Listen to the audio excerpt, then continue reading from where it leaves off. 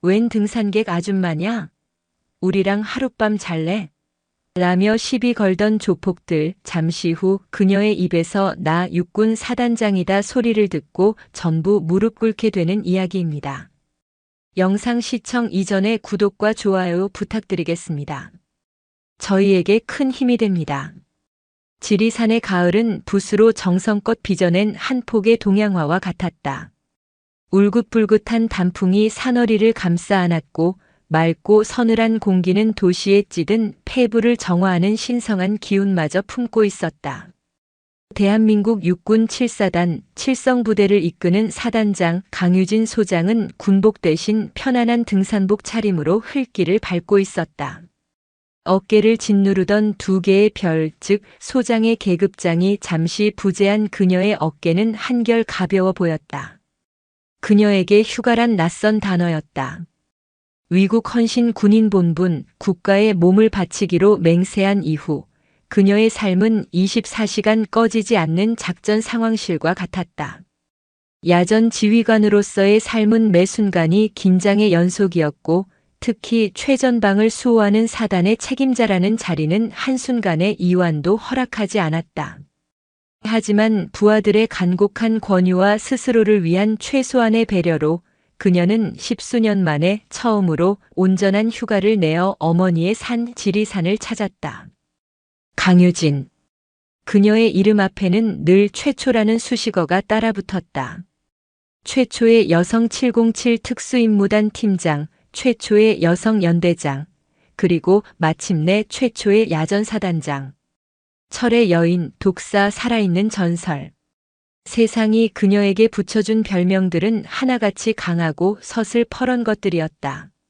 하지만 그 강철 같은 갑옷 아래 그녀 역시 자연의 위대함 앞에 고개 숙일 줄 아는 한 명의 인간이었다.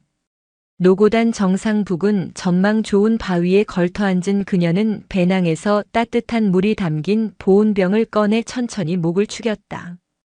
발 아래 펼쳐진 산맥의 파노라마가 겹겹이 이어진 능선들이 마치 거대한 용의 등줄기처럼 꿈틀거리는 듯했다. 평화, 그것은 그녀가 전장에서 목숨을 걸고 지켜내려 했던 가치였고 지금 이 순간 그녀는 그 평화의 실체를 온몸으로 만끽하고 있었다. 군인이 지키고자 하는 것은 결국 이런 평범하고 아름다운 풍경과 그 속에서 살아가는 사람들의 일상일 것이라고 그녀는 다시금 되뇌었다. 그때였다. 평화로운 정적을 깨는 거친 고함 소리가 산의 고요를 난폭하게 핥히었다. 아, 이 노인네가 진짜. 좋게 말할 때 꺼내라고. 내가 왜 당신들한테 돈을 줘야 하는가? 여긴 국립공원이고 누구나 오를 수 있는 곳이야. 국립공원? 지금부터 여긴 우리 흑사파 구역이야. 통행료 내기 싫으면 다리 몽둥이 하나 내놓든가. 강유진의 미간이 순간 찌푸려졌다. 그녀의 시선은 소리가 들려온 쪽으로 날카롭게 향했다. 등산로 한복판에서 우락부락한 체격의 사내 대여섯 명이 등산 스틱의 의지에 겨우 몸을 가누고 있는 노인 한 명을 둘러싸고 위협하고 있었다. 그들의 팔과 목덜미에는 조잡한 문신이 가득했고 험악한 인상과 말투는 영락없는 조폭무리였다. 주변의 다른 등산객들은 겁에 질려 멀찍이서 수군거리기만 할 뿐 누구 하나 선뜻 나서지 못하는 모양새였다. 노인은 허리가 굽고 걸음이 불편해 보였지만 그 눈빛만은 조금도 굴하지 않고 꼿꼿했다. 이놈들, 백주 대낮에 이 신성한 지리산에서 무슨 행패인가? 당장 그만두지 못해. 이 영감탱이가 마지막까지 주둥이를 나불거리네. 야, 황도철 형님 앞에서 버티는 놈은 내가 처음이다. 오늘 제대로 임자 만났어. 황도철이라 불린 무리의 우두머리로 보이는 자가 노인의 멱살을 거칠게 움켜쥐었다. 그는 험상궂은 얼굴을 노인의 코앞까지 들이밀며 비열하게 웃었다. 다른 무리들은 키득거리며 그 광경을 즐기고 있었다. 등산객들의 공포와 무력감, 조폭들의 오만함과 폭력성, 그리고 노인의 꺾이지 않는 저항이 뒤섞여 맑은 산의 공기를 더럽히고 있었다. 강유진은 조용히 보온병 뚜껑을 닫고 배낭 안에 넣었다. 그녀의 눈빛은 순식간에 휴가를 즐기던 등산객의 그것에서 전장의 지휘관의 것으로 변했다. 평온했던 그녀의 내면에 차가운 분노가 소용돌이치기 시작했다. 그녀가 지키고자 했던 평화로운 일상이 그녀의 눈앞에서 무참히 짓밟히고 있었다. 그것은 사단장 강유진에게는 결코 묵과할 수 없는 명백한 적성 행위였다.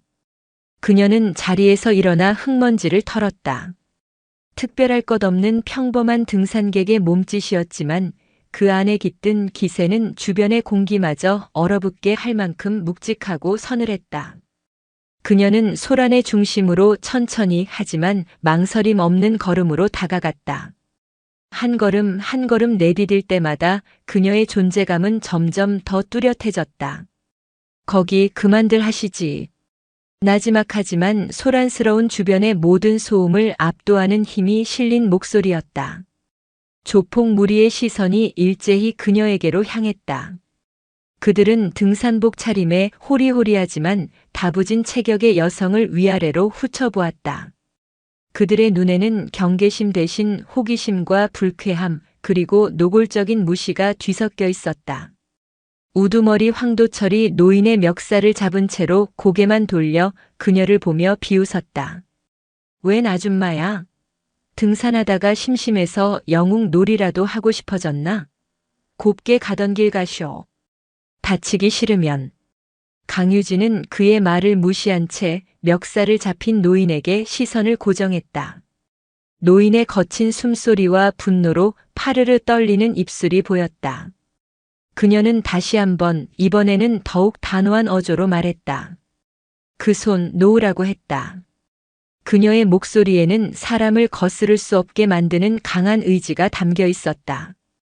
그것은 수만 명의 부하들을 지휘하며 갈고 닦은 지휘관의 목소리였고 생사를 넘나드는 전장에서 적의 간담을 서늘하게 했던 특전용사의 목소리였다. 조폭 무리는 순간적으로 그 기세에 압도당해 주춤했지만 이내 허세를 부리며 다시 기고만장해졌다. 이야, 이 아줌마 보통이 아니네. 우리가 누군 줄 알고 까불어? 오빠들이랑 재밌는 거 하고 싶어? 응? 한 놈이 음탕한 웃음을 흘리며 그녀에게 다가서려 했다. 그 순간 강유진의 눈빛이 섬광처럼 번뜩였다. 그것은 더 이상 경고가 아니었다. 지리산의 평화를 깨트린 불청객들을 향한 칠성부대 사단장 강유진의 서슬퍼런 선전포고였다. 산의 전기를 머금은 바람이 그녀의 머리카락을 흩날렸다. 폭풍이 몰려오고 있었다. 음탕한 농담을 던지며 다가오던 조폭의 발걸음이 강유진의 눈앞에서 우뚝 멈췄다. 그의 얼굴에서 방금 전까지 떠돌던 희죽거리던 미소가 굳어졌다. 그는 본능적으로 느꼈다. 눈앞의 여자는 그저 평범한 등산객이 아니라는 것을. 그녀의 눈빛은 마치 잘 벼려진 칼날 같아서 감히 똑바로 마주 볼 수 없을 만큼 서늘하고 날카로웠다.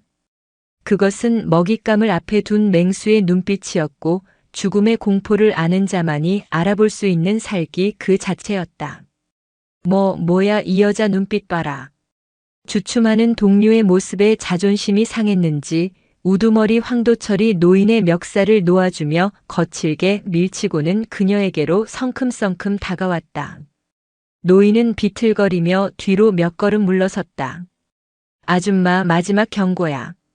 우리가 지금 산에서 좋은 기분 망치기 싫어서 봐주는 거니까 그냥 꺼지라고. 여자는 맞아야 말을 듣나? 황도철은 위협적으로 주먹을 쥐어 보이며 그녀의 얼굴 바로 앞까지 다가왔다. 썩은 음식물과 담배 냄새가 뒤섞인 역한 입김이 그녀의 얼굴에 훅 끼쳐왔다. 강유진은 그러나 눈 하나 깜짝하지 않았다. 오히려 그녀의 입가에 옅은 그러나 지극히 경멸적인 미소가 피어올랐다. 여자는 맞아야 말을 듣는다고. 천박하기 짝이 없군. 당신들 같은 사회의 암적인 존재들이야말로 뼈저린 교훈이 필요해 보인다만. 뭐? 이 미친년이 진짜. 강유진의 조롱에 이성을 잃은 황도철의 주먹이 그녀의 얼굴을 향해 날아들었다. 주변에서 등산객들의 짧은 비명이 터져 나왔다. 그러나 다음 순간 모두의 눈을 의심하게 하는 광경이 펼쳐졌다. 황도철의 주먹은 허공을 갈랐다. 강유진은 상체를 살짝 뒤로 젖히는 최소한의 움직임으로 그의 주먹을 피했다. 그리고 그와 동시에 그녀의 손이 번개처럼 뻗어나와 황도철의 손목을 낚아챘다. 비명과 함께 황도철의 육중한 몸이 균형을 잃고 앞으로 고꾸라졌다. 강유진은 그의 손목을 잡은 채 그대로 몸을 반바퀴 돌리며 그의 팔을 꺾었다. 뚝 하는 뼈와 관절이 뒤틀리는 둔탁한 소리가 산중에 울려 퍼졌다. 크악! 내 팔이. 황도철은 땅바닥을 구르며 부러진 팔을 부여잡고 고통스럽게 울부짖었다. 순식간에 벌어진 일이었다. 나머지 조폭들은 잠시 멍하니 그 광경을 바라보다가 이내 상황을 파악하고 분노에 찬 고함을 지르며 일제히 강유진에게 달려들었다. 이년이 감히 우리 형님을 죽여버려. 5명의 장정이 사방에서 포위하며 달려드는 위기일발의 상황. 하지만 강유진의 얼굴에는 두려움은커녕 오히려 지루한 훈련을 마주한 교관의 표정 같은 것이 스쳐 지나갔다. 그녀의 몸은 이미 다음 동작을 위해 움직이고 있었다. 가장 먼저 달려든 놈의 발차기를 가볍게 흘려내며 그의 다리를 걸어 넘어뜨렸다. 중심을 잃고 쓰러지는 놈의 등을 발로 밟고 뛰어올라 반대편에서 주먹을 날리는 놈의 관자놀이를 팔꿈치로 가격했다. 컥하는 소리와 함께 놈은 그대로 정신을 잃고 쓰러졌다. 뒤에서 덮치려던 놈의 존재를 이미 파악하고 있었던 그녀는 착지와 동시에 몸을 낮추며 돌려차기로 그의 오금을 정확히 가격했다. 비명을 지르며 무릎을 꿇는 놈의 턱을 손날로 올려쳐 완전히 무력화시켰다. 남은 2명은 겁에 질려 순간적으로 공격을 망설였다. 그 짧은 망설임은 곧 패배로 이어졌다. 강유진은 땅에 떨어진 등산 스틱 하나를 발로 걷어차 손에 쥐었다. 그리고는 망설이는 2명을 향해 한치의 오차도 없이 스틱을 던졌다. 스틱은 정확히 한 놈의 명치에 꽂혔고 그는 숨을 제대로 쉬지 못하며 쓰러졌다. 마지막 남은 1명은 전의를 완전히 상실하고 돌아서서 도망치려 했다. 강유진은 그를 추격하지 않았다. 대신 그녀는 옆에 있던 작은 돌멩이를 주워 가볍게 던졌다.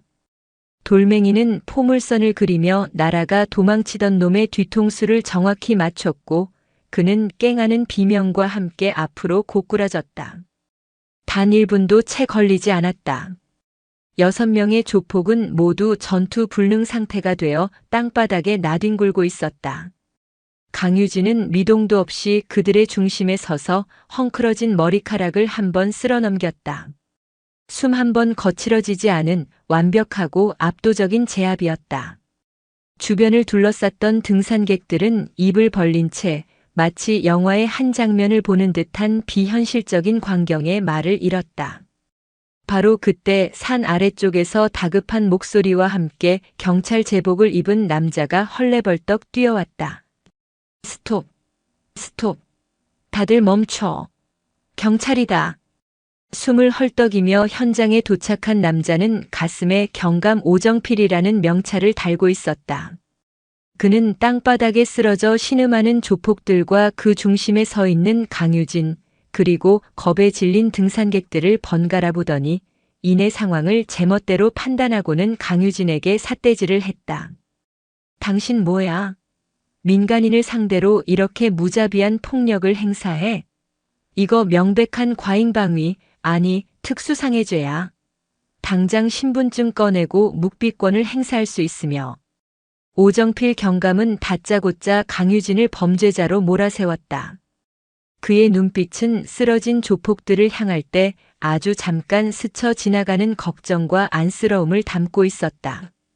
그 미세한 표정 변화를 강유진은 놓치지 않았다. 유착, 그녀의 머릿속에 그 단어가 선명하게 떠올랐다. 강유진은 오정필을 차갑게 응시하며 말했다. 상황 파악도 제대로 못하는군. 저들이 먼저 등산객을 상대로 폭력을 행사하고 금품을 갈취하고 있었다. 나는 정당방위를 했을 뿐이고. 정당방위? 사람이 6명이나 쓰러져 있는데 그게 정당방위야?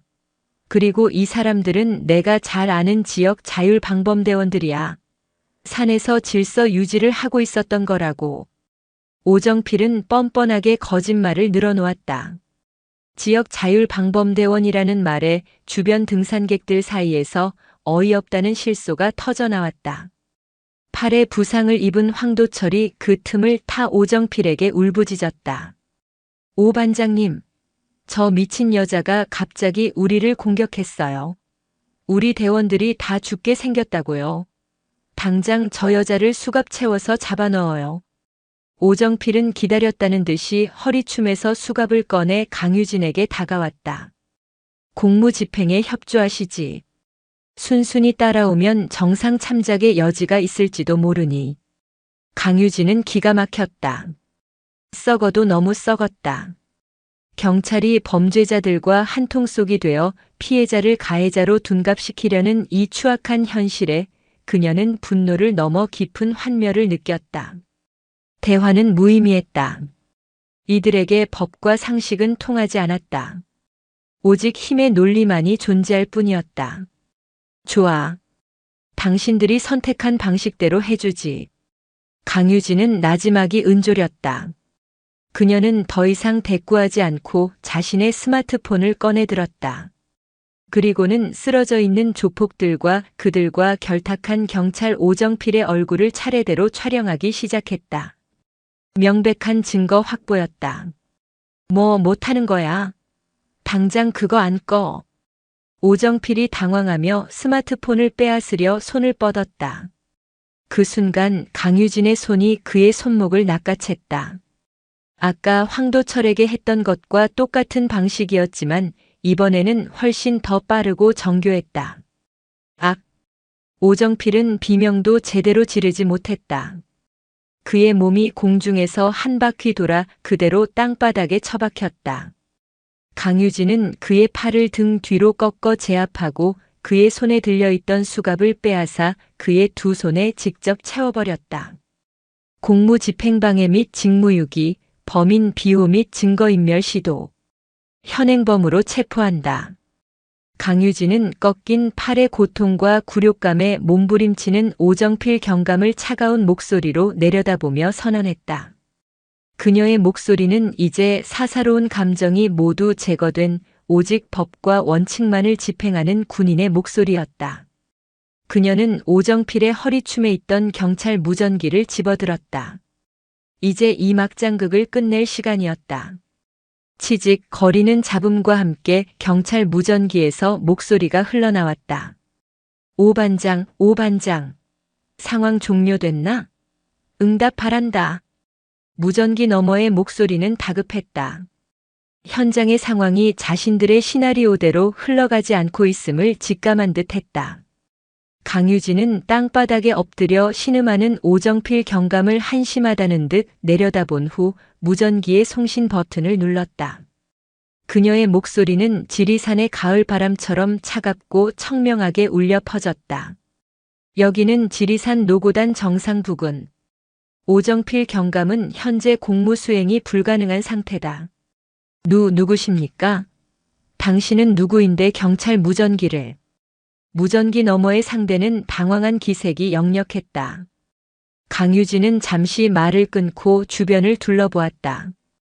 공포와 경외가 뒤섞인 눈으로 자신을 바라보는 등산객들, 고통과 절망 속에서 나뒹구는 조폭 무리, 그리고 자신을 부축하려 다가오는 아까 그 노인. 그녀는 깊게 숨을 들이마셨다.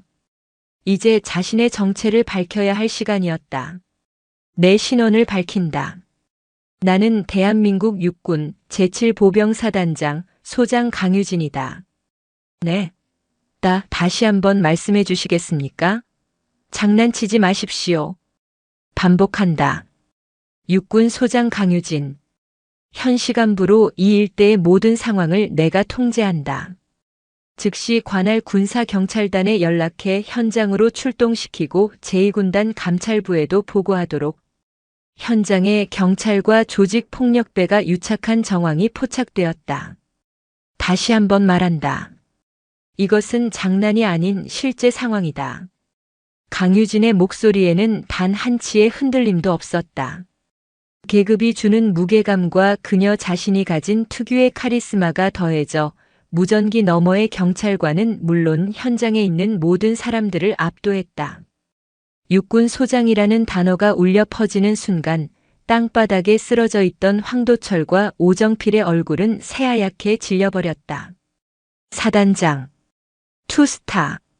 자신들이 건드린 상대가 상상조차 할 수 없는 거물이라는 사실을 깨닫는 데는 오랜 시간이 걸리지 않았다. 그것은 단순한 공포를 넘어선 존재 자체가 소멸될지도 모른다는 원초적인 두려움이었다. 주변 등산객들 사이에서는 경탄과 함께 믿을 수 없다는 술렁임이 터져나왔다. 저렇게 젊어 보이는 여성이, 그것도 별을 단 장군이라니. 그들은 방금 전 자신들의 눈앞에서 펼쳐진 압도적인 무력의 실체가 어디에서 비롯되었는지를 비로소 이해할 수 있었다. 그때 강유진에게 부축을 받던 노인이 떨리는 목소리로 입을 열었다. 혹시 칠성부대 사단장님이십니까? 강유진은 노인을 바라보았다. 그의 눈에는 단순한 감사를 넘어선 깊은 존경과 반가움이 서려 있었다. 그렇습니다, 어르신. 괜찮으십니까? 괜찮고 말고요. 장군님 덕분입니다. 저는 예비역 육군 원사 김상철입니다. 27사단 이기자 부대에서 군 생활을 마쳤습니다. 이기자 부대. 그랬군요. 선배님이셨습니다.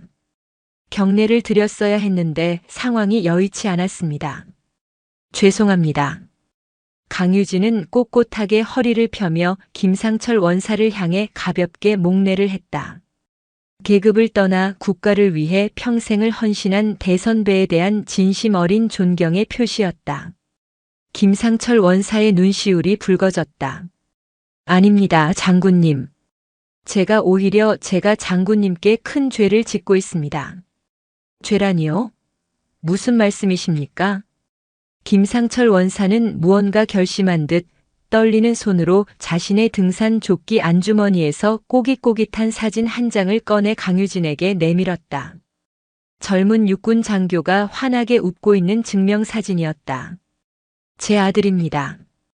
이름은 김영훈. 지금은 기자로 일하고 있습니다. 강유진은 사진을 받아드는 순간 숨을 멈췄다. 낯익은 얼굴이었다. 아주 오래전 그녀가 대대장 시절 누구보다 패기 넘치고 정의감으로 불타오르던 소대장. 어려운 작전마다 솔선수범하며 따르던 그녀가 무척이나 아꼈던 부하. 김영훈 중위. 기억합니다. 아주 훌륭한 장교였습니다. 기억하고 계셨군요. 감사합니다. 제 아들이 저놈들 때문에 지금 행방불명입니다. 김상철 원사의 목소리가 절망으로 갈라졌다. 그는 그동안 있었던 일을 털어놓기 시작했다. 아들 김영훈 기자는 이 지역의 거대 건설사인 태산건설과 지역구 국회의원 권세준 사이의 검은 유착관계를 취재하고 있었다고 했다. 태산건설이 권세준 의원의 비호 아래 국립공원인 지리산 자락에 불법으로 산업 폐기물을 매립하고 있다는 첩보를 입수하고 증거를 모던 중이었다. 황도철이 이끄는 흑사파는 태산건설의 하수인 역할을 하며 현장에 접근하는 등산객이나 외부인들을 통제하고 위협하는 임무를 맡고 있었다. 영훈이가 결정적인 증거를 잡았다고 곧 기사화할 거라고 저에게 연락한 게 바로 어제였습니다. 그런데 오늘 아침부터 연락이 두절됐습니다.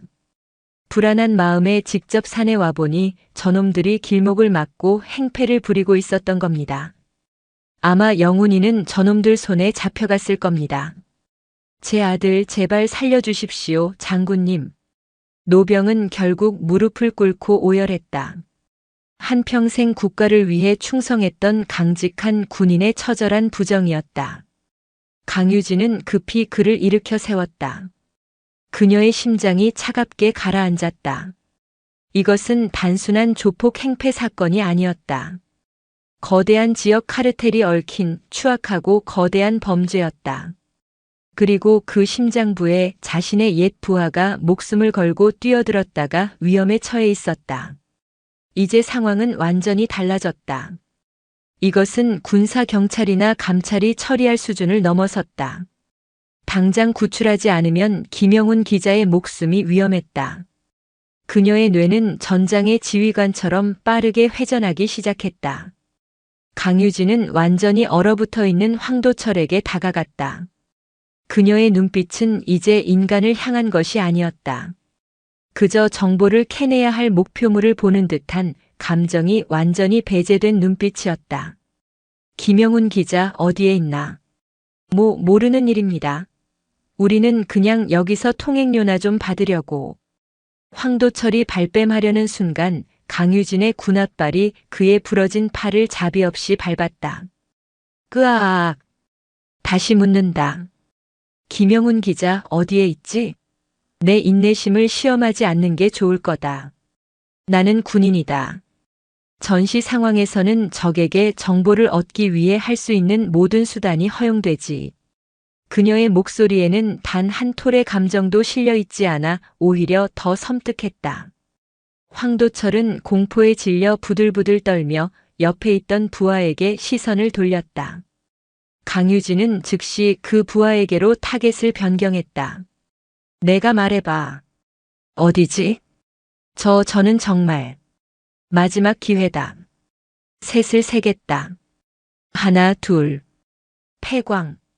폐광입니다. 산 중턱에 있는 버려진 흑연 폐광에 가뒀습니다.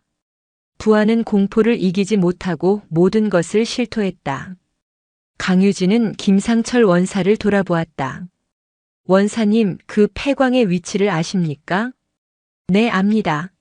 예전에 훈련 때 자주 지나쳤던 곳입니다. 제가 안내하겠습니다. 좋습니다. 강유진은 결정을 내렸다. 군사경찰이 도착하려면 시간이 걸린다. 그 사이 김영훈 기자의 신변에 무슨 일이 생길지 몰랐다. 지금 당장 움직여야 했다. 이것은 공식적인 군사작전이 아니었다. 대한민국 장군 강유진이 아닌 옛 부하를 구하기 위한 선임 지휘관 강유진의 독자적인 구출 작전이었다. 그녀는 아직도 무전기를 통해 들려오는 경찰의 다급한 목소리를 무시한 채 송신 버튼을 눌러 마지막 통신을 전했다. 현 시간부로 무선 침묵에 들어간다. 군사경찰단은 현장에 도착하는 즉시 여기 있는 범죄자들의 신병을 확보하고 주변을 완벽히 통제하라. 내가 돌아올 때까지 그 누구도 이 현장을 벗어날 수 없다.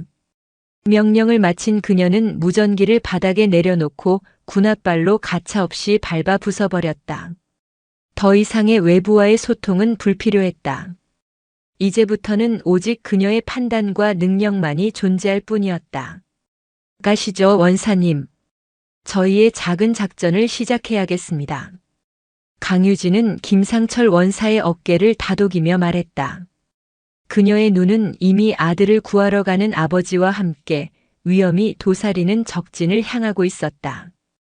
지리산의 노을이 핏빛처럼 붉게 타오르기 시작했다.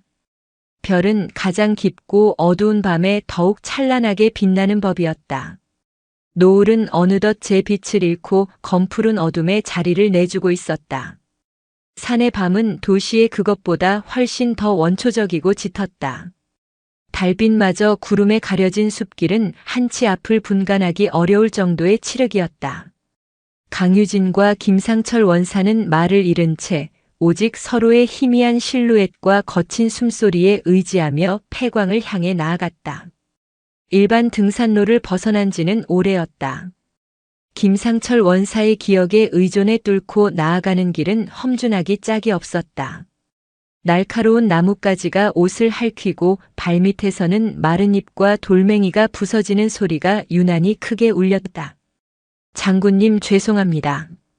제 기억이 맞다면 이쪽 능선을 넘으면 바로 폐광 입구가 나와야 하는데 밤이 되니 영 지리가 헷갈립니다.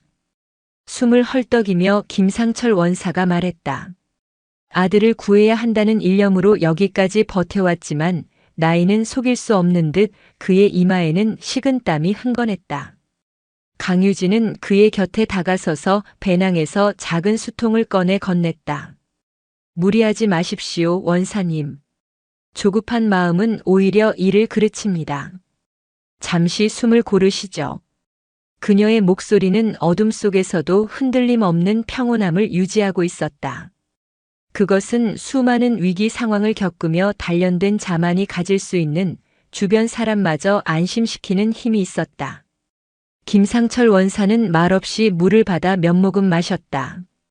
차가운 물이 타는 듯한 목을 적시자 혼란스럽던 머릿속도 조금은 가라앉는 듯 했다.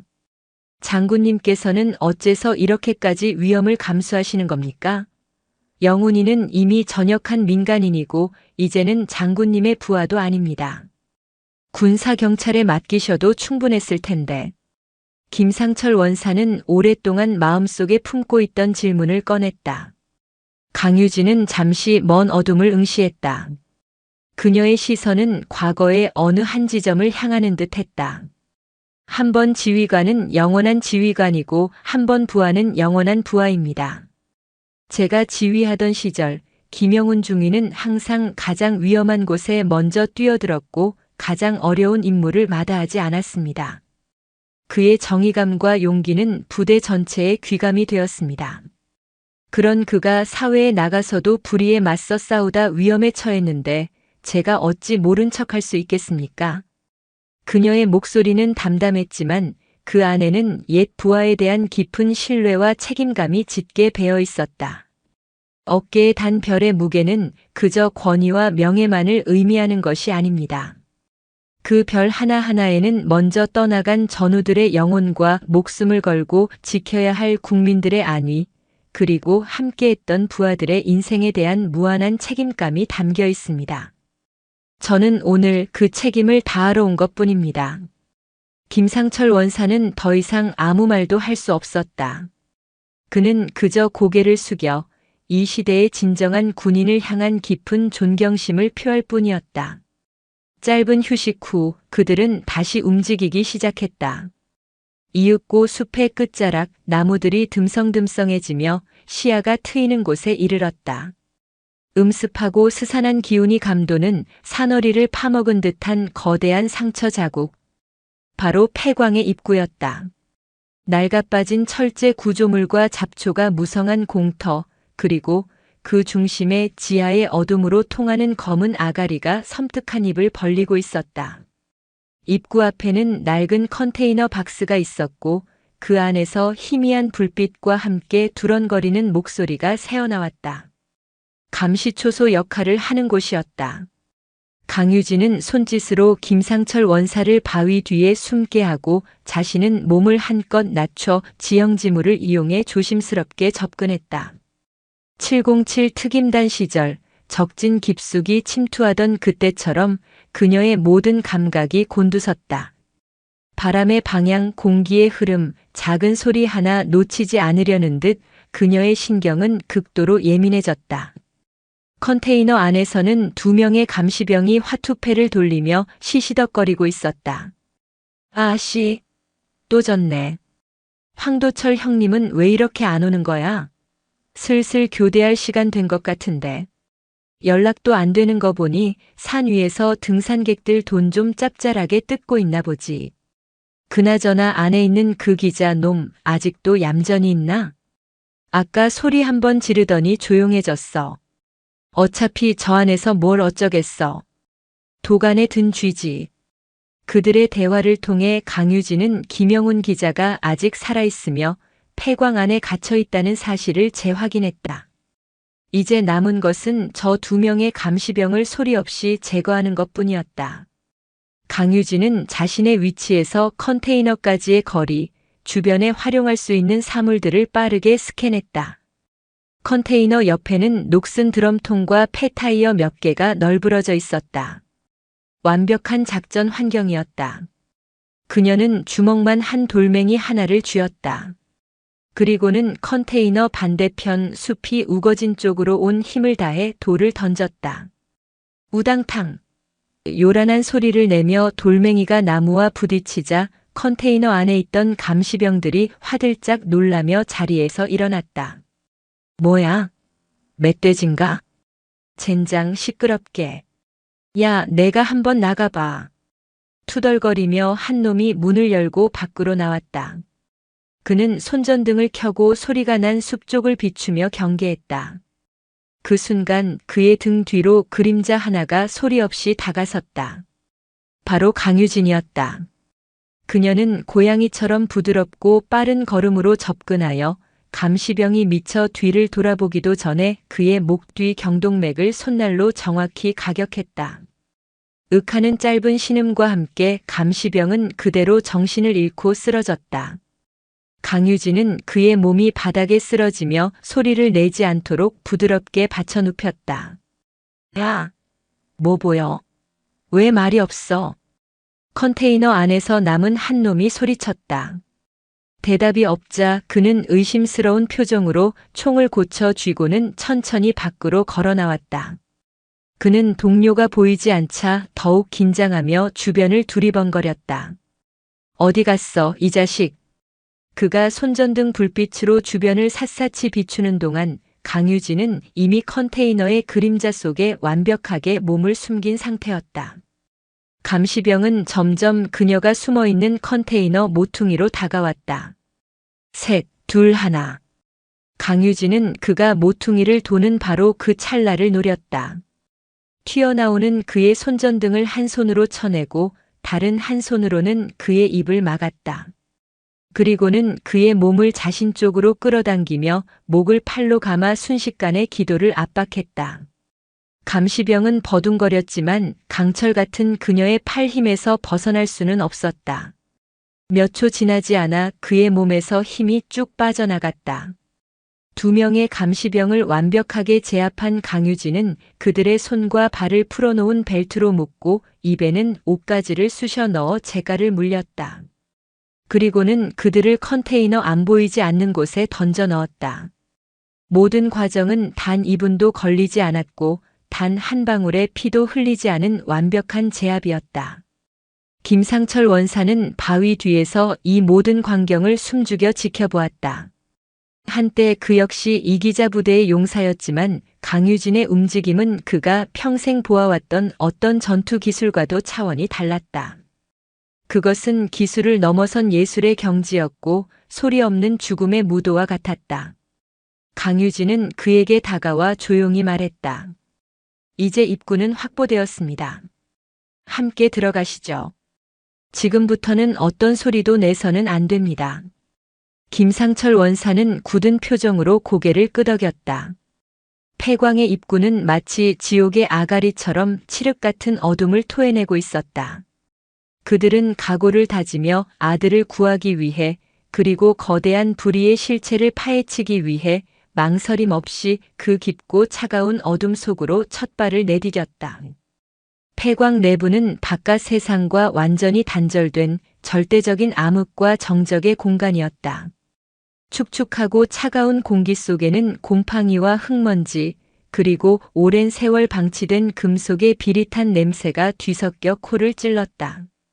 강유진은 감시병에게서 빼앗은 작은 손전등 하나의 의지에 앞장섰고 김상철 원사는 그녀의 바로 뒤를 따랐다. 한 줄기 가느다란 빛이 닿는 곳 외에는 아무것도 보이지 않는 어둠 속에서 두 사람의 발소리와 간간이 천장에서 떨어지는 물방울 소리만이 유일한 소음이었다. 갱도는 생각보다 복잡했다. 거미줄처럼 얽힌 여러 갈래의 길 앞에서 그들은 잠시 멈춰 서야 했다. 어느 쪽으로 갔을지 놈들이 일부러 복잡한 곳에 가뒀을 텐데요. 김상철 원사가 걱정스럽게 속삭였다. 강유진은 손전등을 끄고 잠시 눈을 감았다. 시각을 차단하자 다른 감각들이 극도로 예민해졌다. 그녀는 미세한 공기의 흐름과 소리의 울림에 집중했다. 오랜 특수부대 훈련은 그녀에게 어둠 속에서 소리의 근원지를 파악하는 능력을 길러주었다. 쉿. 강유진이 나지막이 제지했다. 그녀의 귀에 아주 희미한 그러나 분명한 소리가 잡혔다. 그것은 바람 소리도 물소리도 아니었다. 사람이 내는 소리, 고통을 참아내는 거친 숨소리와 미세한 신음이었다. 이쪽입니다. 그녀는 주저없이 왼쪽에 가장 좁고 허름한 갱도를 가리켰다.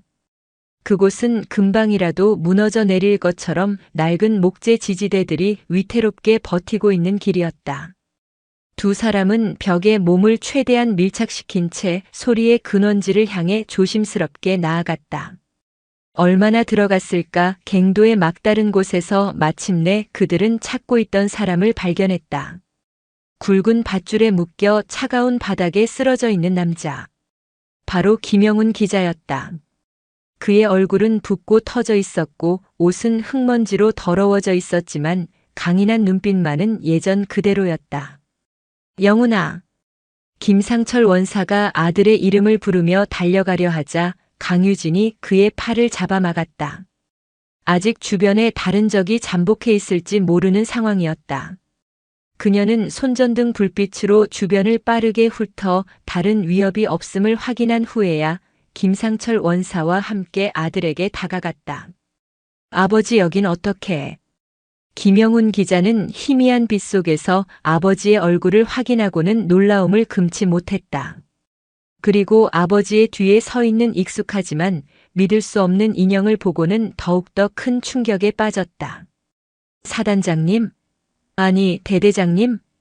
그의 목소리는 갈라져 있었지만 강유진은 그를 향해 희미하게 미소 지었다. 일어나라, 김중희. 아직 임무가 끝나지 않았다. 오랜 세월이 흘렀지만 변치 않은 지휘관의 목소리에 김영훈 기자의 눈에 뜨거운 것이 차올랐다.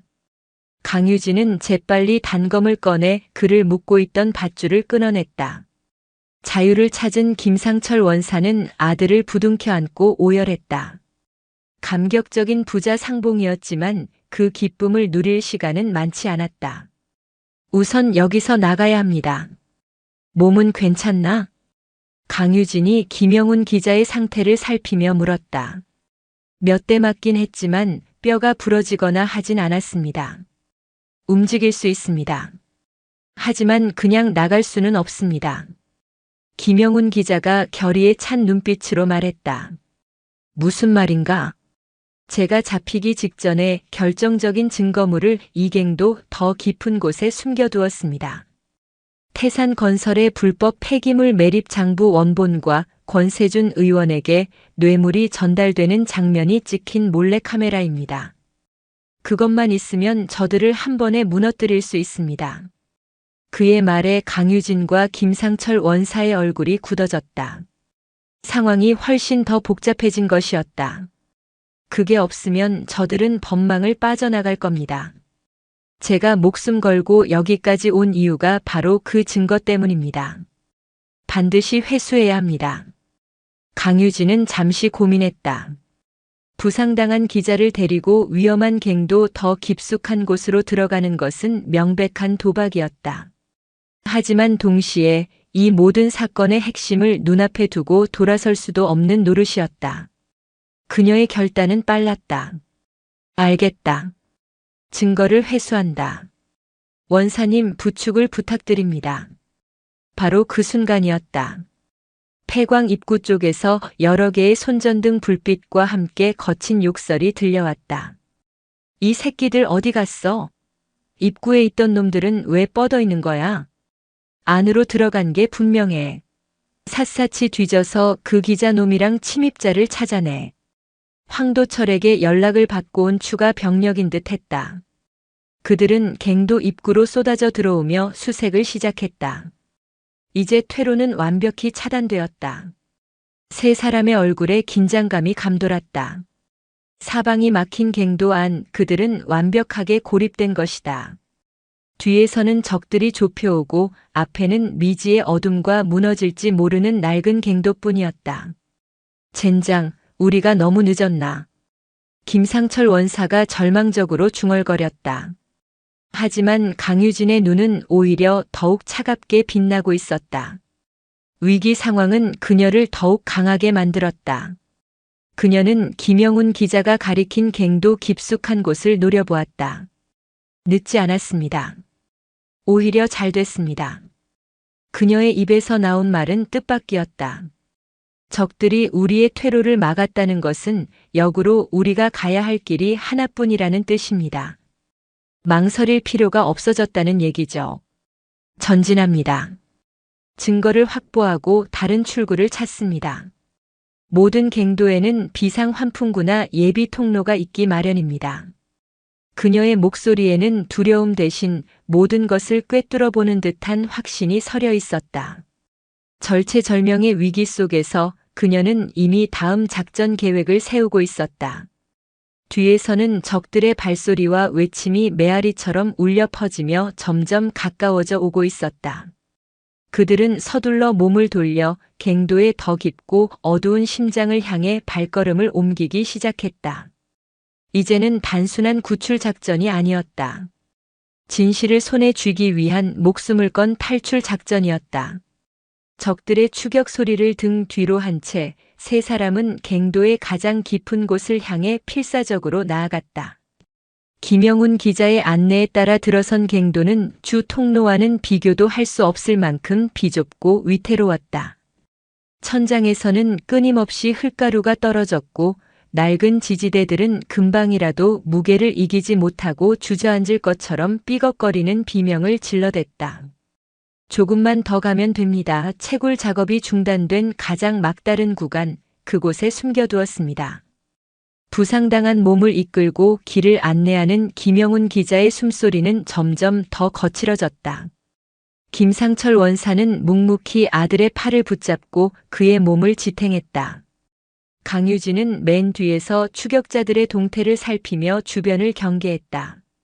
그녀의 손에는 어느새 갱도 벽에 기대어 있던 튼튼한 쇠 파이프 하나가 들려 있었다. 유사시에는 이것이 그녀의 유일한 무기였다. 찾았다. 저기다. 마침내 그들은 갱도의 막다른 곳에 도착했다. 김영훈 기자는 벽의 한 부분을 가리켰다. 다른 곳과 다를 바 없어 보이는 평범한 암벽이었지만 자세히 보니 바위들 사이에 교묘하게 위장된 작은 틈이 있었다. 그가 틈새에 손을 넣어 돌멩이 몇 개를 치우자 방수 처리된 작은 가방이 모습을 드러냈다. 대한민국의 부패한 권력을 송두리째 뒤흔들 수 있는 진실의 판도라 상자였다. 김영훈 기자가 가방을 꺼내 품에 안는 순간 뒤따라온 추격자들이 마침내 그들의 모습을 발견하고 고함을 질렀다. 저기 있다. 잡아. 대여섯 명의 조폭들이 손전등 불빛을 번쩍이며 좁은 갱도를 따라 달려왔다. 도망칠 곳은 없었다. 막다른 길이었다. 여기까지 와서 조폭들의 우두머리로 보이는 자가 비열한 미소를 지으며 다가왔다. 그러나 그의 미소는 오래가지 못했다. 그의 앞을 막아선 것은 겁에 질린 기자가 아니라 차가운 강철 같은 눈빛으로 자신을 노려보는 강유진이었기 때문이다. 더 이상 접근하면 살아서 돌아가지 못할 거다. 강유진의 경고에도 불구하고 조폭들은 비웃으며 포위망을 좁혀왔다. 바로 그때였다. 크르릉 쿠구구궁. 갑자기 갱도 전체가 지진이라도 난 것처럼 격렬하게 흔들리기 시작했다. 좁은 공간에서 울리는 굉음은 공포 그 자체였다. 낡고 위태롭던 지지대들이 마침내 한계를 이기지 못하고 부러져 나가기 시작했다. 천장에서 바위와 흙더미가 폭포수처럼 쏟아져 내렸다. 무너진다. 갱도가 무너진다. 조폭들은 공포에 질려 비명을 지르며 왔던 길을 되돌아 도망치려 했다. 하지만 이미 늦었다. 그들이 달려온 통로 위로 거대한 안반이 무너져 내리며 길을 완전히 막아버렸다. 연쇄적인 붕괴였다. 강유진이 서 있는 막다른 공간과 추격자들이 있던 공간 사이가 순식간에 두꺼운 암벽으로 가로막혔다. 콜록. 붕괴의 충격으로 사방에 자욱한 흙먼지가 피어올라 숨쉬기조차 힘들었다. 강유진은 재빨리 김영훈 부자를 자신의 등 뒤로 보호하며 상황을 파악했다. 추격자들은 반대편에 갇혔지만 그들 역시 이 막다른 공간에 꼼짝없이 갇혀버린 것이었다. 최악의 상황이었다. 이제 우린 여기서 죽는 건가? 김상철 원사의 목소리에는 깊은 절망이 묻어났다. 흙먼지 때문에 공기는 점점 희박해지고 있었다. 아닙니다. 절망적인 상황 속에서도 강유진의 목소리는 침착함을 잃지 않았다. 포기하기엔 이릅니다. 희망은 전술이 아니지만 생존을 위한 필수 연료입니다. 우리는 여기서 나갑니다. 그녀는 단순한 위로를 던진 것이 아니었다.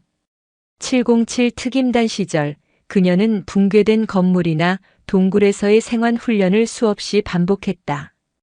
그녀는 손전등을 켜고 좁은 공간의 벽을 샅샅이 훑기 시작했다.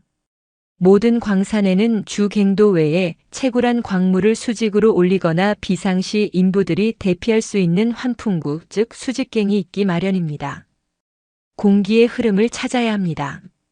그녀는 옷자락을 조금 뜯어내 실처럼 만든 뒤 불빛 앞에 대고 미세한 공기의 움직임을 쫓았다.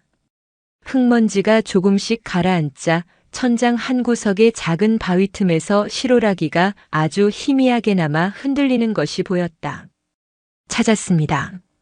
저 위입니다.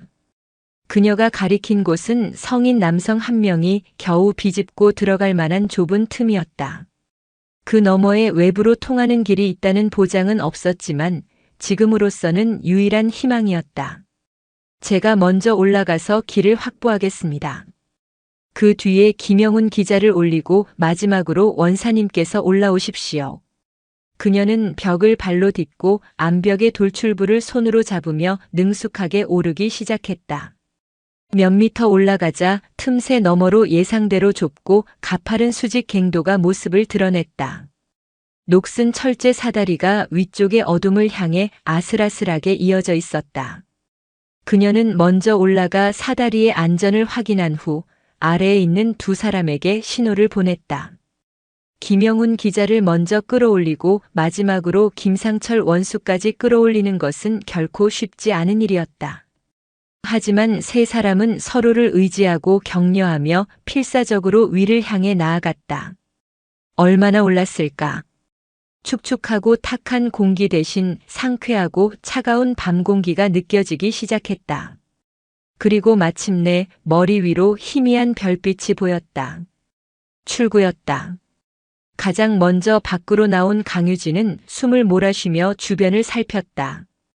그들이 나온 곳은 폐광의 주 출입구와는 완전히 다른 방향의 수풀이 우거진 산비탈이었다. 그녀는 뒤이어 올라온 김영훈 부자를 끌어당겨 주었다. 세 사람은 흙먼지 투성이가 된 채 차가운 밤바닥에 주저앉아 거친 숨을 몰아쉬었다. 죽음의 문턱에서 살아 돌아온 것이었다. 아래쪽 그들이 갇혀있던 갱도 쪽에서는 여전히 조폭들의 희미한 고함 소리와 돌을 치는 소리가 들려왔지만 그들에게까지 닿기에는 역부족이었다. 김영훈 기자는 품 안에 꼭 간직하고 있던 증거물이 담긴 가방을 고쳐 안았다. 그는 이 모든 것을 가능하게 해준 강유진을 경외로운 눈빛으로 바라보았다. 감사합니다. 사단장님 목숨을 비쳤습니다. 강유진은 아무 말 없이 고개를 저었다. 그녀는 하늘을 올려다보았다. 구름이 걷히고 칠성의 기운을 받은 북두 칠성이 유난히 밝게 빛나고 있었다. 아직 끝난 게 아니다. 이제부터가 진짜 전쟁의 시작이다. 그녀의 눈빛은 밤하늘의 별처럼 차갑고 단단하게 빛나고 있었다. 손에는 대한민국을 좀먹는 거대한 부패의 심장을 꿰뚫을 가장 날카로운 창, 진실이 들려 있었다. 그들은 지리산의 깊은 어둠 속에서 마침내 희망의 빛을 가지고 지상으로 귀환한 것이었다. 지리산의 깊은 품을 벗어난 세 사람은 동이 트기 전 인근 소도시의 허름한 모텔에 몸을 숨겼다. 흙먼지 투성이의 몰골과 극도의 피로감에도 불구하고 누구 하나 잠들지 못했다. 방 안의 낡은 탁자 위 김영훈 기자의 노트북 화면에서 뿜어져 나오는 서늘한 빛이 세 사람의 굳은 얼굴을 비추고 있었다. 그 빛의 근원은 그들이 목숨을 걸고 되찾아온 진실, 즉 태산건설의 비밀 장부 파일과 권세준 의원의 추악한 민낯이 담긴 영상이었다. 재생 버튼을 누르자 흔들리는 화면 속에서 고급 일식집의 은밀한 방 안 풍경이 펼쳐졌다. 태산건설 대표 우태식의 기름진 얼굴과 지역구 국회의원 권세준의 탐욕스러운 미소가 선명했다. 그래서 말인데 의원님, 이번 국정감사에서 환경부 쪽만 잘 좀 막아주시면. 허허 우 사장. 나 권세준이 아니면 누가 막아주겠소. 다만 우리 지역구 아이들 장학재단에 기부금이 좀 부족해서 말이야. 요즘 경기가 어렵다 보니. 물론입니다, 의원님. 제가 어찌 의원님의 큰 뜻을 모르겠습니까? 여기 저희 태산건설의 작은 성의입니다. 화면 속 우태식이 두툼한 서류 봉투를 권세준에게 건넸다. 권세준은 내용물을 확인하는 대신 봉투의 두께를 손으로 가늠해보며 만족스러운 듯 고개를 끄덕였다. 영상은 그들의 추악한 거래를 적나라하게 기록하고 있었다. 함께 열어본 장부 파일은 더욱 충격적이었다. 수백억에 달하는 공사비를 부풀리고 그중 일부를 유령 회사를 통해 세탁한 뒤 권세준 의원과 다른 정관계 인사들에게 상납한 내역이 날짜별 금액별로 꼼꼼하게 정리되어 있었다. 지리산에 묻힌 것은 산업 폐기물만이 아니었다. 대한민국의 법과 정의 그리고 양심이 함께 묻혀 있었던 것이다. 이 정도일 줄은 이건 나라를 통째로 팔아먹은 놈들이나 다름없습니다. 김상철 원사의 목소리가 분노로 떨렸다. 김영훈 기자는 주먹을 꽉 쥔 채 모니터에서 눈을 떼지 못했다. 강유진은 말없이 영상을 끝까지 지켜보았다. 그녀의 얼굴은 분노나 놀라움보다는 마치 어려운 전술 문제를 마주한 지휘관처럼 냉철하고 이성적이었다. 증거는 확실하군. 하지만 이 증거를 어떻게 쓰느냐가 더 중요하다. 적들은 우리가 생각하는 것보다 훨씬 더 거대하고 조직적으로 움직일 테니까. 그녀의 말이 끝나기 무섭게 그녀의 주머니에 있던 군용 보안 휴대폰이 요란한 진동과 함께 울렸다. 발신 번호는 제한된 발신으로 표시되어 있었다. 그녀가 부하들에게 비상 연락용으로만 알려준 번호였다. 강유진은 두 사람에게 눈짓으로 조용히 하라는 신호를 보낸 뒤 통화 버튼을 눌렀다. 강유진 소장입니다. 강 장군. 나 국방부 장관 비서실장일세. 수화기 너머에서는 한 번도 들어본 적 없는 그러나 그 직책만으로도 엄청난 무게감이 느껴지는 중후한 목소리가 들려왔다.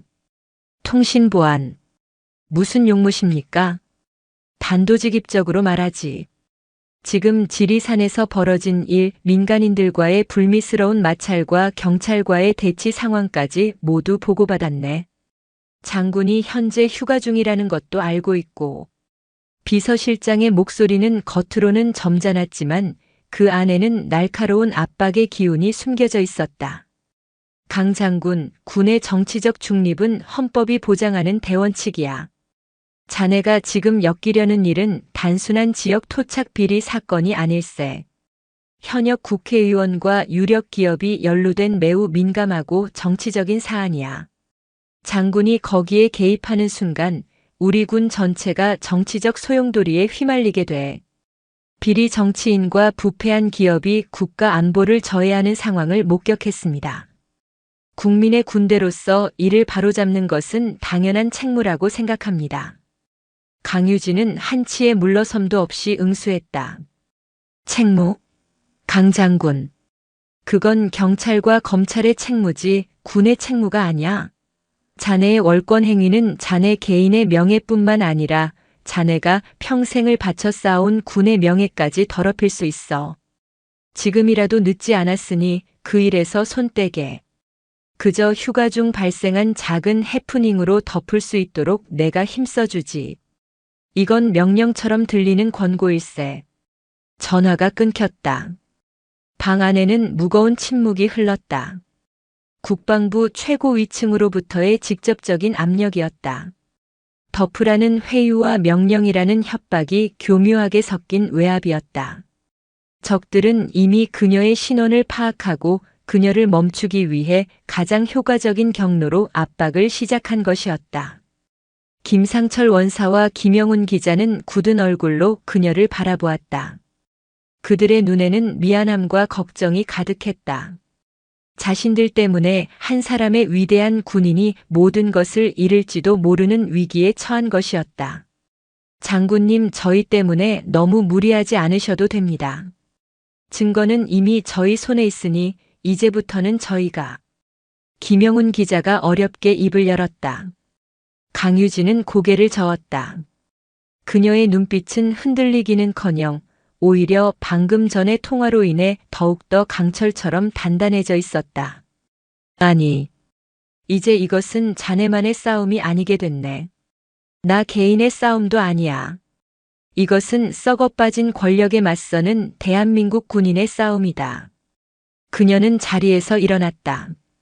창밖은 아직 어둠에 잠겨 있었지만 그녀의 눈은 이미 저 멀리 밝아오는 여명을 보고 있는 듯 했다.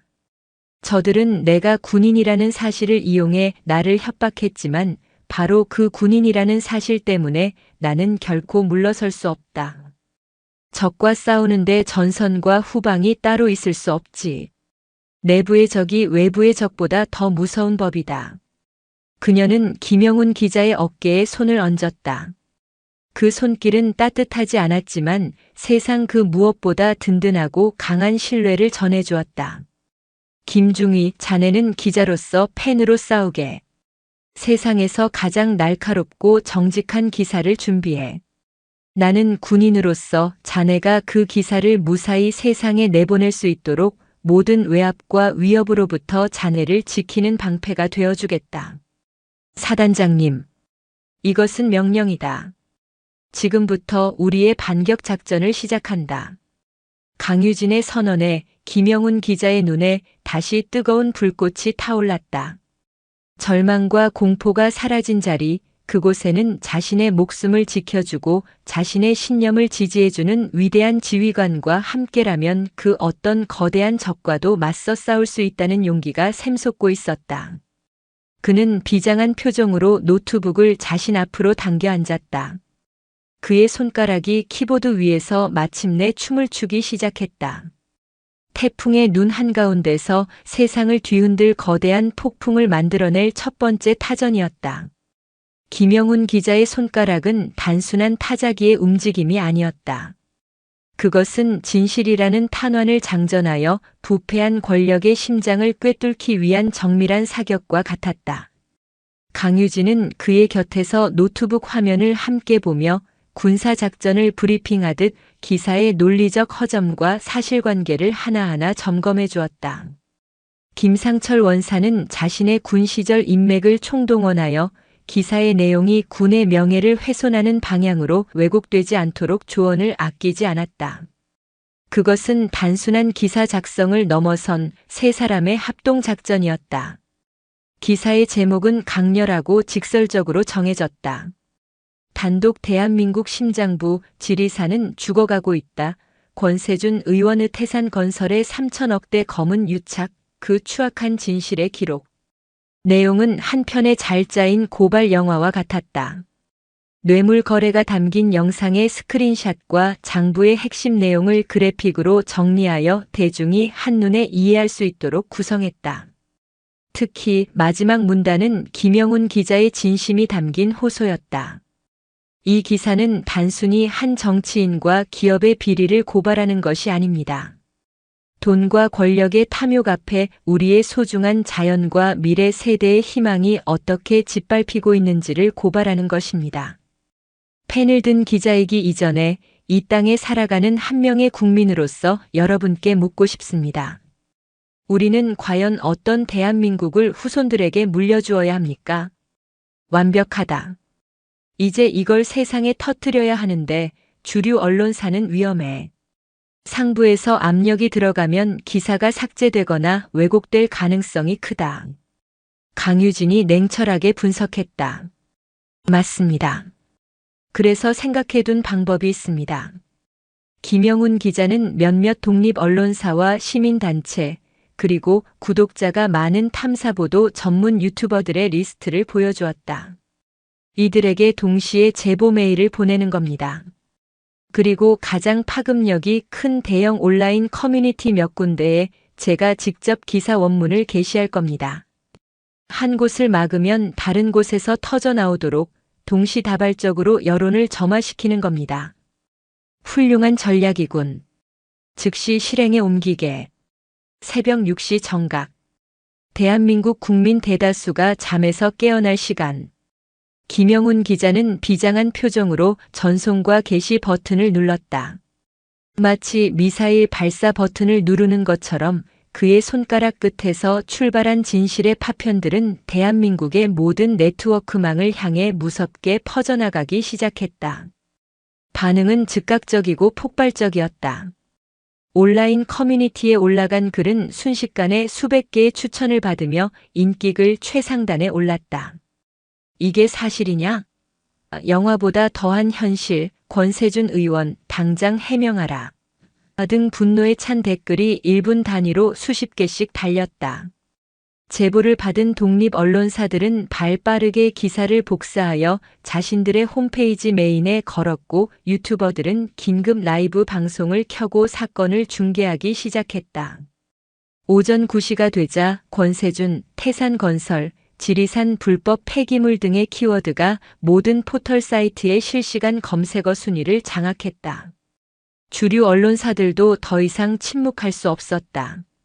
뒤늦게 사태의 심각성을 파악한 그들은 온라인에 퍼진 기사를 인용하며 앞다투어 후속 보도를 쏟아내기 시작했다.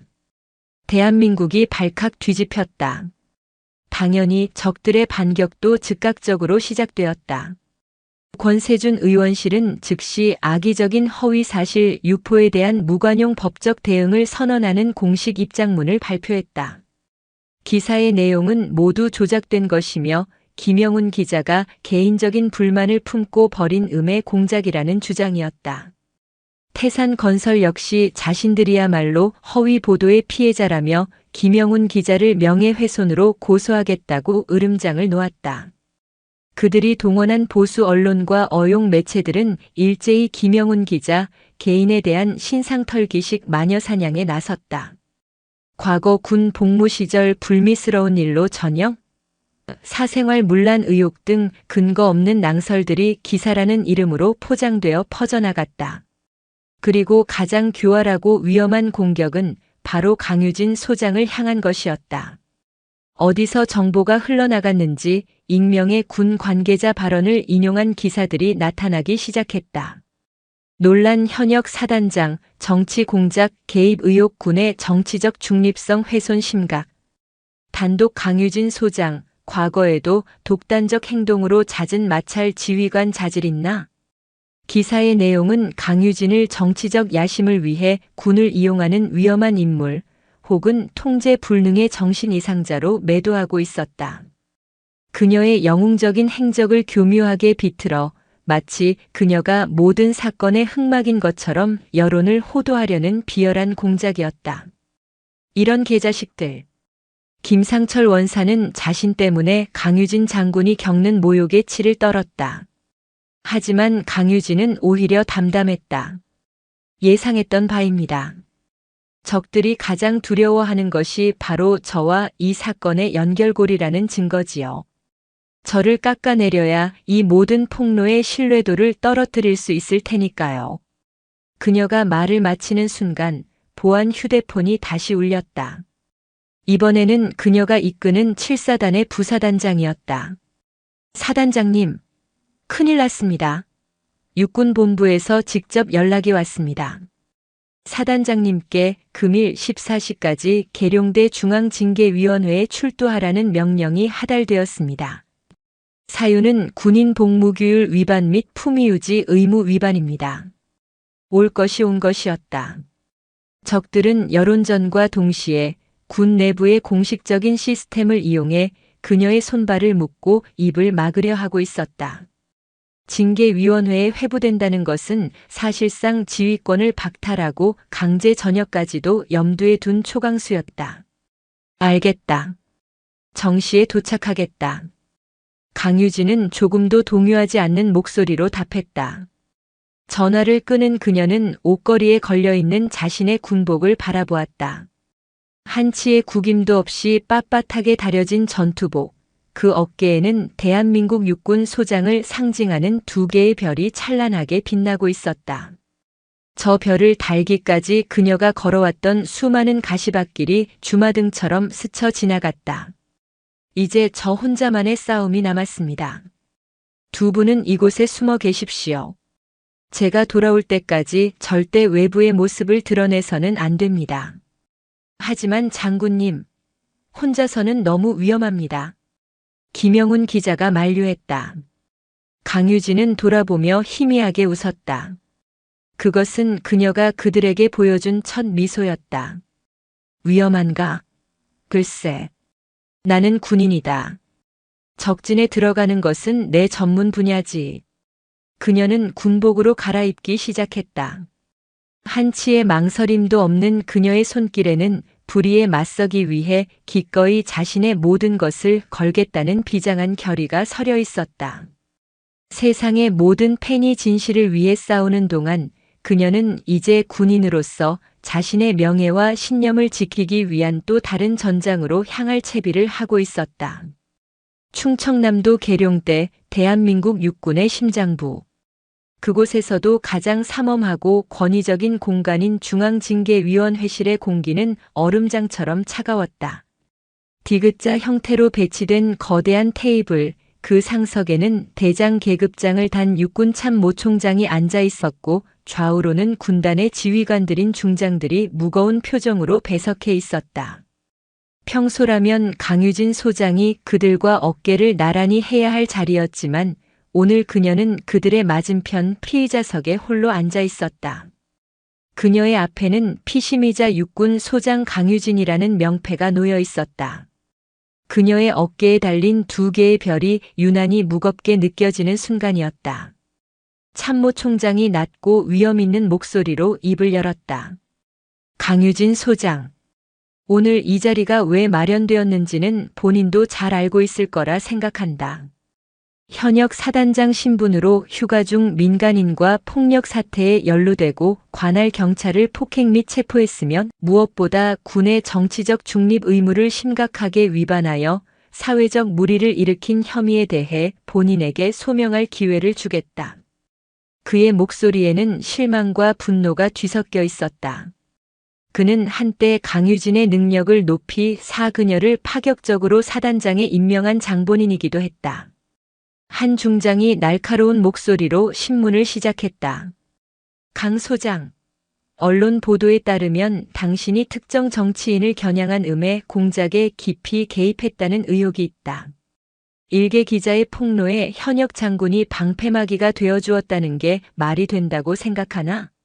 당신의 행동은 군 전체를 특정 정치 세력의 하수인으로 보이게 만드는 심각한 해당 행위다. 또 다른 중장이 말을 받았다. 설령 그 기자의 주장이 일부 사실이라 할지라도 군인이 직접 개입할 사안은 아니었어. 당신의 경솔한 판단 하나 때문에 국방 예산과 군 인사 문제에 막강한 영향력을 행사하는 국회의원과 등을 지게 됐다. 국익에 얼마나 큰 손실인지 알고나 있나? 비난과 질책이 십자포화처럼 쏟아졌다. 그들은 사건의 본질인 부정부패에 대해서는 묻지 않았다. 오직 왜 군인이 정치에 개입했는가, 왜 조직의 안위를 생각하지 않았는가만을 문제 삼고 있었다. 거대한 불의 앞에서도 그들에게 중요한 것은 진실이 아니라 조직의 논리와 정치적 유불리뿐이었다. 강유진은 모든 비난을 묵묵히 들은 후 조용히 자리에서 일어섰다. 그녀는 징계위원들을 한 명 한 명 똑바로 응시하며 차분하지만 강렬한 힘이 실린 목소리로 입을 열었다. 총장님을 비롯한 여러 장군님들께 묻겠습니다. 우리 군인의 본분은 무엇입니까? 예상치 못한 반문에 징계위원들 사이에 잠시 정적이 흘렀다. 우리가 군인으로서 국가와 국민에게 충성을 맹세할 때 그 국가란 특정 정권이나 정치인을 의미하는 것이 아님을 누구보다 잘 알고 계실 겁니다. 우리가 지켜야 할 국가는 바로 이 땅의 산과 강 그리고 그 안에서 살아가는 선량한 국민 그 자체입니다. 제가 지리산에서 목격한 것은 그 국가의 근간을 좀먹는 암적인 부패 그 자체였습니다. 그녀의 목소리는 점점 더 힘을 얻어갔다. 국회의원이라는 자가 건설사와 결탁하여 우리가 후손들에게 물려주어야 할 신성한 국립공원의 독극물과도 같은 산업 폐기물을 불법으로 매립하고 있었습니다. 그것을 막으려던 기자는 목숨을 위협받고 부패한 경찰은 범죄자들을 비호하고 있었습니다. 이것이 과연 군인이 눈 감고 외면해야 할 민간인의 일입니까? 적의 포탄이 우리 영토에 떨어지는 것만이 국가 안보에 대한 위협입니까? 저는 아니라고 생각합니다.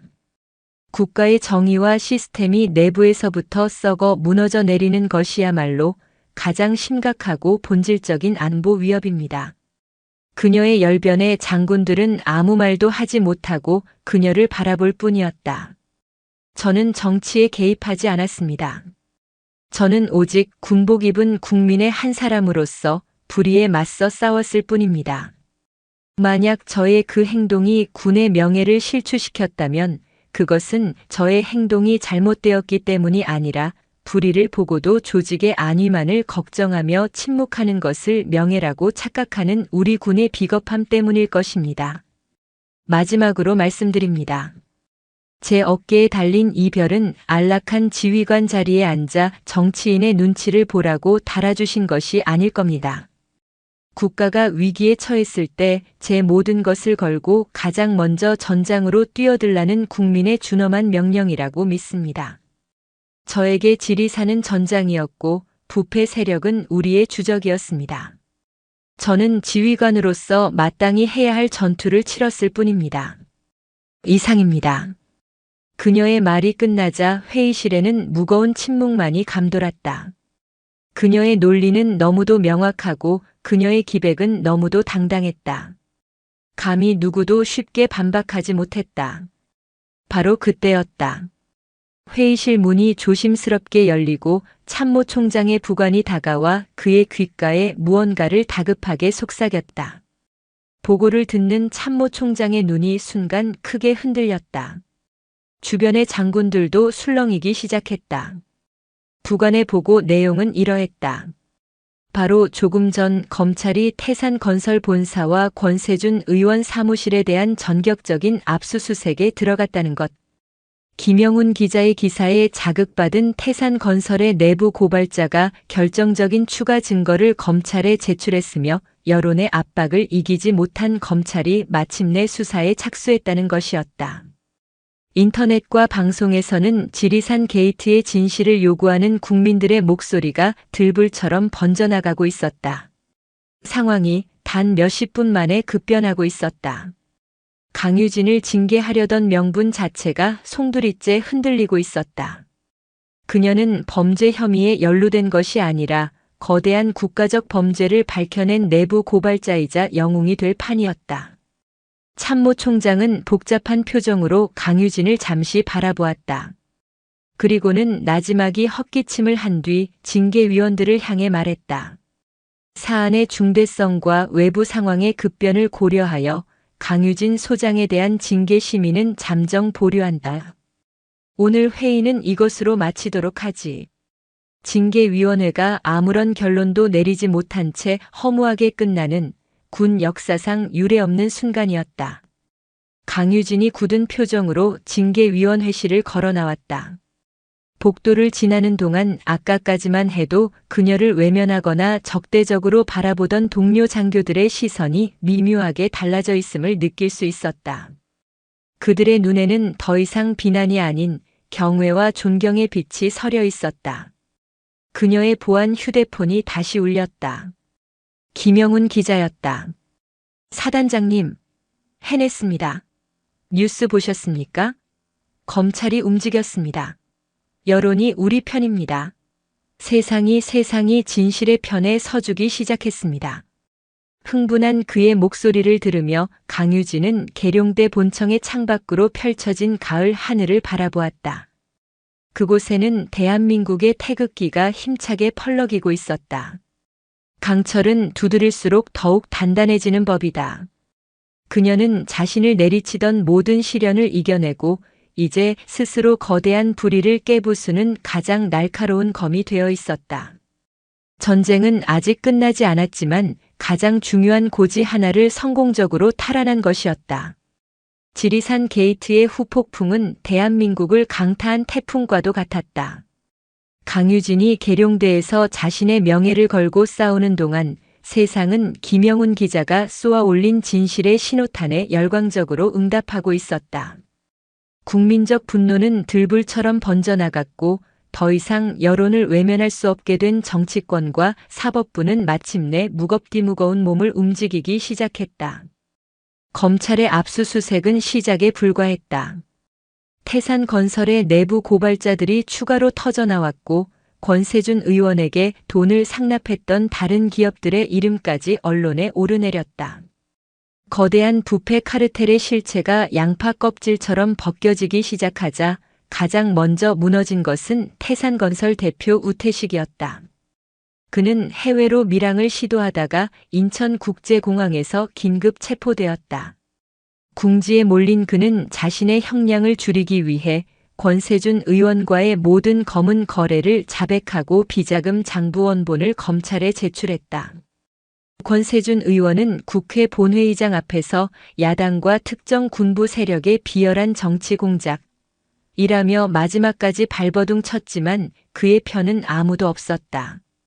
그가 내뱉는 모든 변명은 스스로의 죄를 인정하는 비굴한 절규처럼 들릴 뿐이었다. 며칠 뒤 국회에서 그의 체포 동의안이 압도적인 찬성으로 가결되었고 그는 기자들의 플래시 세례 속에서 초라하고 비참한 모습으로 검찰청사로 끌려갔다.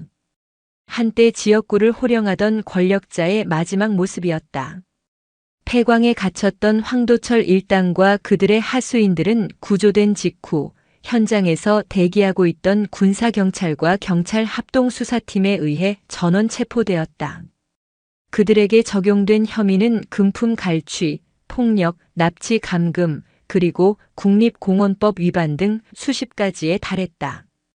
강유진을 범죄자로 몰아가려 했던 부패경찰 오정필 경감 역시 직권남용과 뇌물수수 혐의로 파면되고 구속 수감되었다. 정의는 더뎠지만 반드시 제 길을 찾아가고 있었다. 몇 달 후 법원은 국민적 관심이 쏠린 이 사건에 대해 이례적으로 신속하고 단호한 판결을 내렸다. 주범인 권세준과 우태식은 각각 징역 15년과 12년이라는 중형을 선고받았고 범죄를 통해 축적한 수천억 원대의 재산은 모두 국고로 환수되었다. 황도철을 비롯한 흑사파 조직원들과 오정필 경감 역시 전원 실형을 선고받고 법의 엄정한 심판을 받았다. 그리고 놀라운 변화가 시작되었다.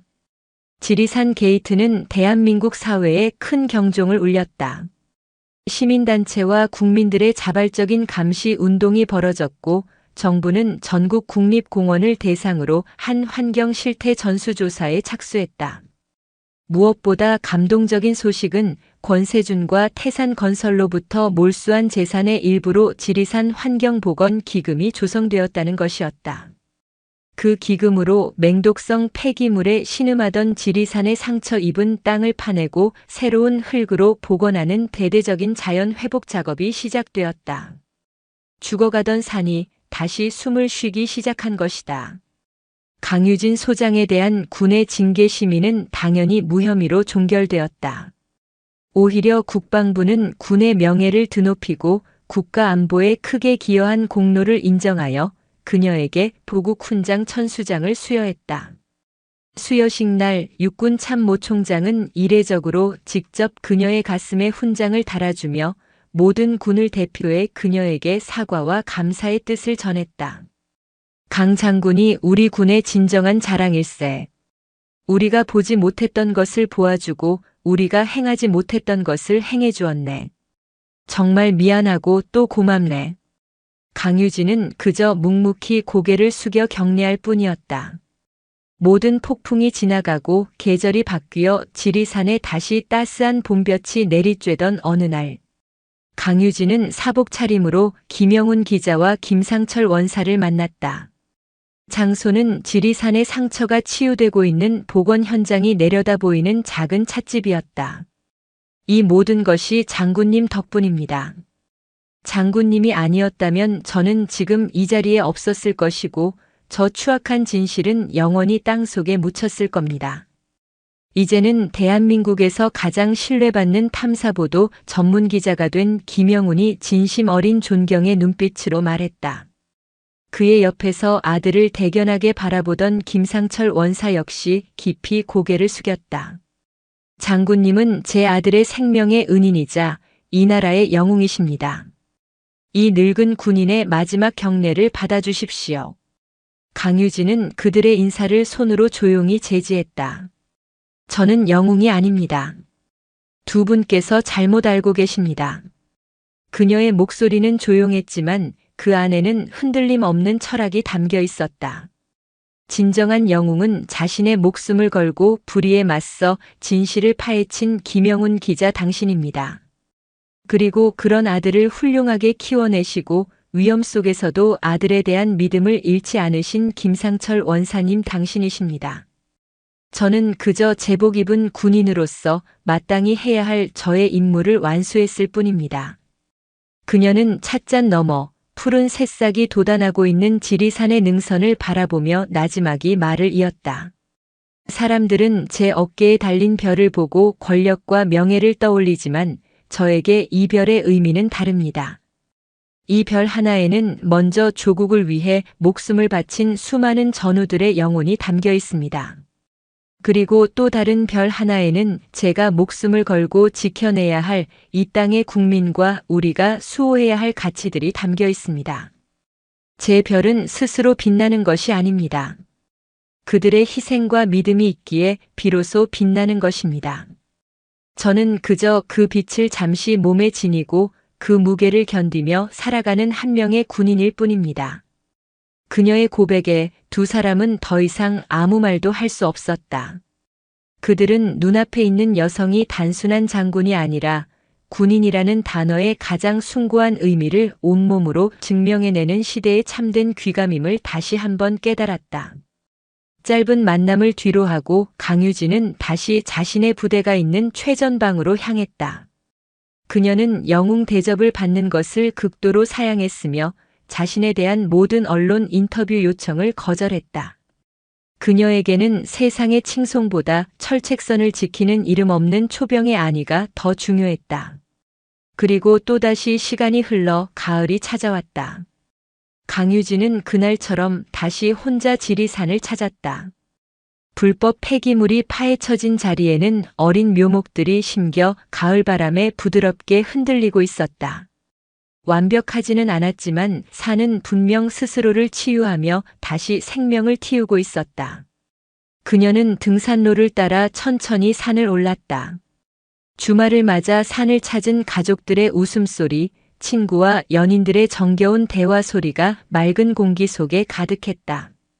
아이들은 도토리를 주우며 즐거워했고 노부부는 서로의 손을 잡고 천천히 걸음을 옮겼다.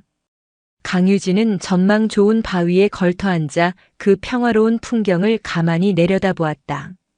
그녀가 지키고 싶었던 것은 거창한 이념이나 명예가 아니었다. 바로 눈앞에 펼쳐진 저 평범하고 소중한 일상이었다. 누군가는 당연하게 누리는 저 평화를 위해 누군가는 보이지 않는 곳에서 자신의 모든 것을 바쳐야 한다는 것. 그것이 바로 군인의 숙명이었다. 그녀의 어깨 위에는 보이지 않는 별이 여전히 묵직하게 자리하고 있었다. 그것은 결코 가볍지 않은 삶의 무게였지만 그녀는 기꺼이 그 무게를 짊어지고 나아갈 것이었다. 이 땅 어딘가에 또 다른 불의가 싹트고 국민의 평화로운 일상을 위협하는 어둠이 들이온다면 그녀는 언제라도 망설임 없이 그곳을 자신의 새로운 전장으로 삼아 기꺼이 걸어 들어갈 터였다. 지리산의 단풍이 그 어느 해보다 붉고 찬란하게 타오르고 있었다. 마치 자신의 상처를 치유해준 한 무명의 군인에게 보내는 자연의 뜨거운 경의처럼 강유진은 그 풍경을 가슴에 담으며 조용히 다시 산을 오르기 시작했다. 그녀의 발걸음은 그 어느 때보다 가볍고 또렷했다. 오늘도 시청해주셔서 감사합니다. 영상이 즐거우셨다면 구독과 좋아요 부탁드리겠습니다.